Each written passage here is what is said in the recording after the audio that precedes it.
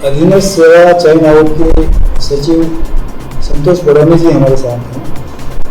अभी आयोग की भर्ती में एक बड़ा घोटाला सामने आया है, उसको लेकर आयोग का क्या कहना है? क्योंकि वो बड़ा मामला है और बहुत सारे लोग रोज एक नया आदमी गिरफ्त में आ रहा है, गिरफ्तार हो रहा है।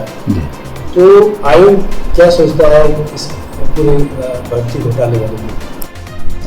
इस मामले में मैं यही कहूँगा कि यही नहीं, पूरे देश में एक नकल माफिया काम करता है और इसमें काफ़ी सारा पैसा इन्वॉल्व होता है सरकारी भर्तियों के चयन में। और हमारी ये 88वें एग्ज़ाम था जिसमें ये मामला आया है। तो और आसपास आप देखते होंगे कि तमाम प्रदेशों में भी पेपर लीक हो गया, ये तमाम मामले आते रहते हैं। तो नकल माफिया इसमें लगा है। और जो ये मामला है इसमें हमको शिकायत मिल गई थी अप्रैल मई में, तो हमने खुद उसकी जांच की, इंटरनल जांच की पहले, और जो जांच रिपोर्ट आई वो हमने एसटीएफ से साझा की। और फिर एसटीएफ की एक प्राथमिक रिपोर्ट आने के बाद फिर हमने खुद इसमें एफआईआर दर्ज करा। तो चाहे ये मामला हो, चाहे इससे पहले 4 और मामलों में हम एफआईआर दर्ज करा चुके हैं। तो जो भी मामले गड़बड़ी के आए हैं उनमें हमने खुद एफआईआर दर्ज कराई। तो ये आयोग का तो ये पक्ष है कि हमने जांच का अनुरोध खुद किया है, एफआईआर खुद करवाई है।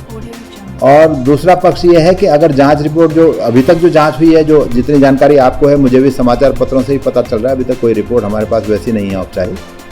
तो वो ये पता लग रहा है कि जो हमारा सेवा प्रदाता था प्रिंटिंग वाला, शायद उनके यहाँ से पेपर लीक हुआ है। बाकी जो आगे जांच में पता लगेगा कि किस तरह से हुआ है और कहाँ तक ये गया है, वो सब जांच का हिस्सा है। और मैं समझता हूँ कि एक जिम्मेदार एजेंसी इसमें जांच कर रही है और हमें कोई अच्छी सही जांच रिपोर्ट मिलेगी और जो दोषी होंगे उन पर कार्रवाई होगी, उन्हें सजा होगी। एक सवाल और जब नकल माफिया इतना सक्रिय है, आगे भविष्य में आयोग उनको रोकने के लिए किस तरह के कदम हैं? बहुत सारे कदम हमने उठाए अभी भी। जैसे शुरू में 2 मामले आए थे जिसमें ओएमआर में छेड़छाड़ का मामला पता लग गया था या हमारे संज्ञान में आया था, उसमें भी हमने एफआईआर की है। और फिर उसके बाद हमने 3 कॉपी रखनी शुरू की ओएमआर की, और उसमें से 1 कॉपी हमेशा रिजल्ट दिखने तक ट्रेजरी में ही रहती है, उसमें कोई चेंज नहीं कर सकता। तो वो एक व्यवस्था हमने अपनाई। उसके बाद डमी कैंडिडेट्स का मामला एलटी में आया था कि कुछ डमी कैंडिडेट बैठ गए हैं, तो उसलिए फिर हमने हर एग्जाम में बायोमेट्रिक लेना शुरू किया और अब हम हर परीक्षा में बायोमेट्रिक उपस्थिति ले रहे हैं, उनका अंगूठा निशान, उनका फोटो ले रहे हैं। उसके बाद ब्लूटूथ का आपने सुना होगा, हरिद्वार में ब्लूटूथ का एक मामला आया, तो हमने उसके बाद फिर सेलेक्टिव एग्जाम्स में जैमर लगाना शुरू किया।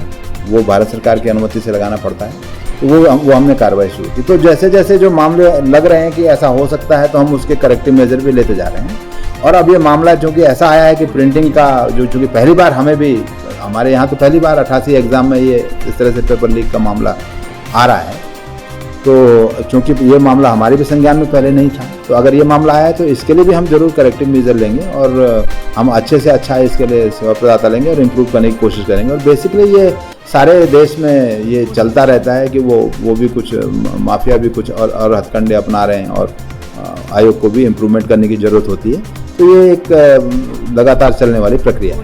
परीक्षा को लेकर प्री और मेन एग्जाम की बात चल रही है, क्या इसमें संभव है? और अगर है तो किस तरह से हो सकता है कि इस वाले परीक्षा में अगर प्री भी होगा, मेन भी होगा, तो एक चेक बैलेंस बन सकता है? तो वो इसमें किस तरह से काम? इसमें हमने 2 मेजर डिसीजन लिए हैं इस मामले के आने के बाद। एक तो हमने ये लिया है कि हम एक नया कानून का प्रस्ताव करेंगे राज्य सरकार के सामने कि वो इस तरह की नकल के बारे में बहुत स्ट्रिंजेंट कानून लाए, और उसमें हम ये प्रस्ताव करने वाले हैं कि इसको नॉन बेलेबल बनाया जाए, संज्ञेय अपराध हो और 10 करोड़ तक का जुर्माना हो, और उसके बाद जो है एग्ज़ाम की कॉस्ट भी रिकवर की जा सके, और जो ज़रूरत पड़े तो उनके घर वगैरह संपत्ति की कुर्की की जा सके जिन्होंने इस तरह से धन इकट्ठा किया है। तो एक तो ये कानून का हमने प्रस्ताव तैयार कर रहे हैं आयोग, और राज्य सरकार के से अनुरोध करेंगे उसे विचार करने के लिए। और दूसरा जो आपने मामला उठाया कि 2 एग्ज़ाम्स का, तो वो दूसरा निर्णय था आयोग का इसके बाद जो हमने आयोग बैठक में लिया है, वो ये है कि 2 टियर का एग्ज़ाम हो, एक प्री हो जो बड़ा होगा जिसमें 3 लाख 4 लाख जितने भी बच्चे होंगे वो भाग लेंगे, और उसके बाद हम कुछ सेलेक्टिव पदों के लिए, पदों के सापेक्ष कुछ कैंडिडेट्स का मेंस लेंगे, जिससे हम प्री और मेंस को ज़्यादा कंट्रोल कर सकें। और कंट्रोल माने कि शुचिता की दृष्टि से उसमें हम हर तरह से जैमर वगैरह हर चीज़ करके, और उसका मोड भी हम बदल सकते हैं कि एक ऑफलाइन एक ऑनलाइन, तो उसमें एक में फिर प्रिंटिंग वगैरह कोई बात ही नहीं होगी।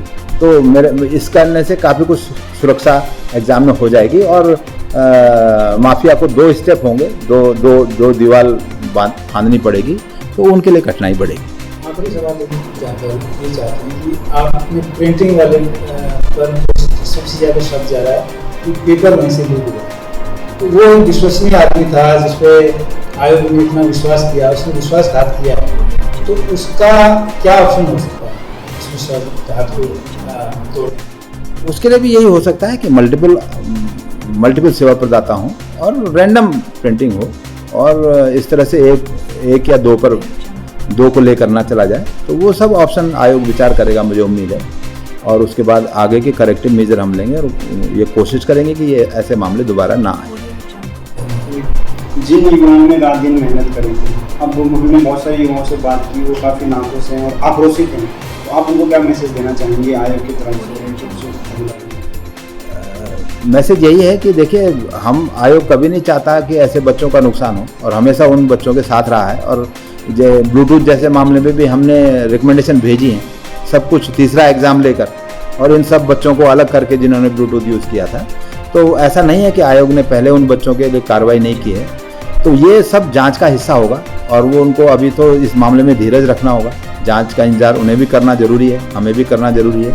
तो एक जिम्मेदार एजेंसी जब जांच कर रही है, तो जो जांच रिपोर्ट आएगी वो, और जो बच्चों के लिए अच्छा होगा, जांच रिपोर्ट के बाद ही तय होगा, और आयोग भी तभी निर्णय ले सकता है। तो अभी इस पर थोड़ा कहना जल्दबाजी होगा कि उन बच्चों का हम क्या फेवर कर सकते हैं।